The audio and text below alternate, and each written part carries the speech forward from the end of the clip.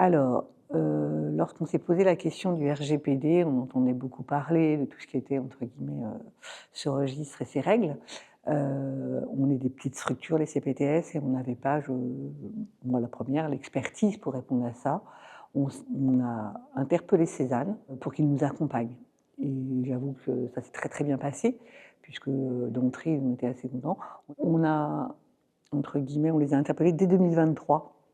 C'est-à-dire au tout début, là, quand on est en train d'émerger, nous, la CPTS, on commence vraiment à travailler, et 2022, je dirais.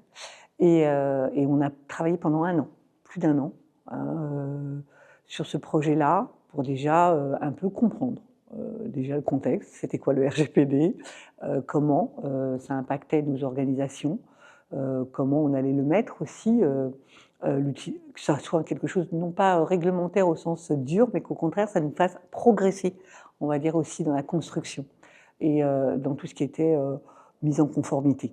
Donc on a travaillé avec Cézanne, et moi je tiens à les remercier parce que vraiment, ça a été un accompagnement adapté à notre absence de connaissances, il faut dire clairement les choses. Ce qui fait que ça nous fait aussi monter en compétences. Et ça, c'est très important.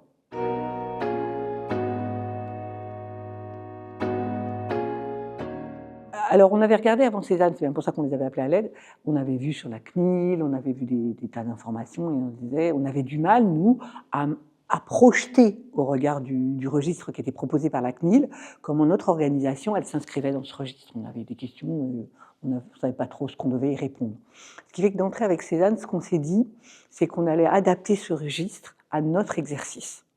Et ça, c'était vraiment un plus pour nous, parce que ça le rendait, entre guillemets, lisible, visible, utile. Donc on a travaillé avec ça, et on a adapté un registre à l'activité des CPTS. On s'est aussi dit très très vite, limite les questions qu'on vient de se poser nous à la CPTS 78 Nord, d'autres CPTS vont les avoir, et autant qu'entre guillemets notre travail, s'il peut être utile à d'autres, on va d'entrée le penser pour capitaliser entre guillemets sur ce travail et le mutualiser.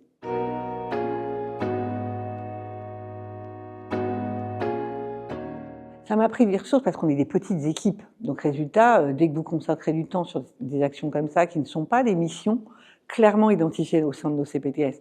Les CPTS, on a des missions socles, comme je le disais, on a des missions fléchées. Celle-ci, elle est complètement grisée. Pourtant, ces obligations, elles existent. Mais on ne nous alloue pas de ressources là-dessus. Donc il a fallu vraiment, entre guillemets, dégager du temps et de l'investissement, mais c'était très important de le faire. Donc on l'a fait, oui, mais ça prend du temps.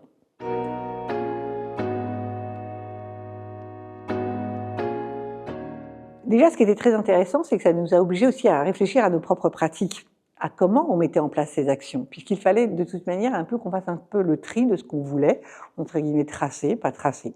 Ça aussi, c'était une très bonne réflexion en termes de pilotage, moi j'ai trouvé. Et donc, nous, depuis, évidemment, on a expérimenté et on expérimente ce registre. Ça nous a aussi accompagnés pour se dire, en fin de compte, c'est pas un registre one-shot. C'est pas ça. C'est au contraire un registre vivant. Il est vivant au regard de nos activités. Donc, maintenant, on a le réflexe, dès qu'on fait une action, est-ce qu'on a la fiche dans le RGPD? Alors que c'est le genre de réflexe qu'on n'aurait pas eu auparavant. Et on les fait évoluer. Et je vais donner un exemple tout bête. J'en parlais il y a 2 minutes avec un de vos collègues.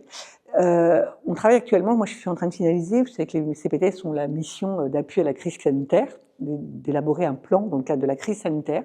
Et quand j'ai élaboré la crise sanitaire, ce plan, j'aurais pas travaillé sur le RGPD, je pense pas que je me serais posé la question, alors que là je me suis dit, oh mon Dieu, mais comment je vais traiter la donnée que je vais récolter si je déclenche mon plan de crise?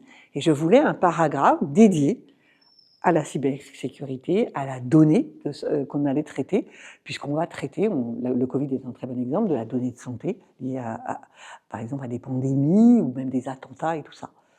Et je me suis dit, comment j'intègre ça? Et ça nous pousse à aller plus loin dans nos réflexions purement d'une cellule de crise. On va maintenant, enfin nous au sein de la CPTS 78 Nord, on intègre dans nos réflexions la notion de la sécurisation de la donnée, du respect de tout ça. Et je ne pense pas que sans ça, on aurait fait tout ce où on serait là aujourd'hui. Ça nous fait grandir quand même. Hein.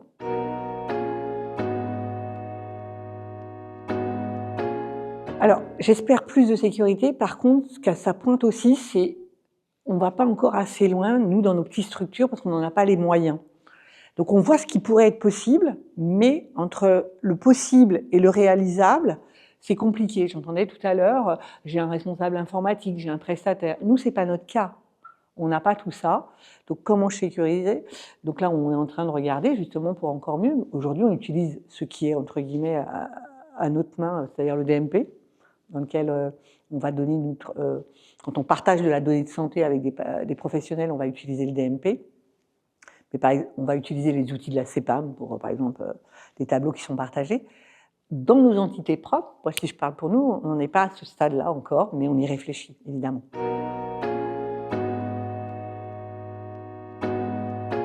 Alors, on a travaillé avec Cézanne parce qu'on avait donc une fiche d'information et d'inclusion d'accord, quand on intervient notamment dans le cadre de la mission d'accès médecin traitant, dans la mission, nous, on fait de la sortie d'hospitalisation. Et donc, à l'issue de tous ces travaux que nous avons menés, on a fait relire également par Cézanne, puisqu'on a amendé ce document-là d'information pour qu'il soit vraiment conforme. C'est-à-dire que le patient, y compris le tuteur ou la personne qui la représente, soit tout à fait d'accord avec ce que nous faisons et de la manière dont nous allons traiter la donnée. Quand on a travaillé aussi sur le RGPD, ça nous a aussi permis de travailler sur la durée de conservation de la donnée. Donc ça aussi, on a pu l'intégrer. Et puis, évidemment, on a intégré des données auprès de bulletins d'adhésion de nos professionnels. Voilà, on a vraiment travaillé ces aspects-là, que ce soit au niveau patient, professionnel, toute personne, on va dire, qui travaille avec nous.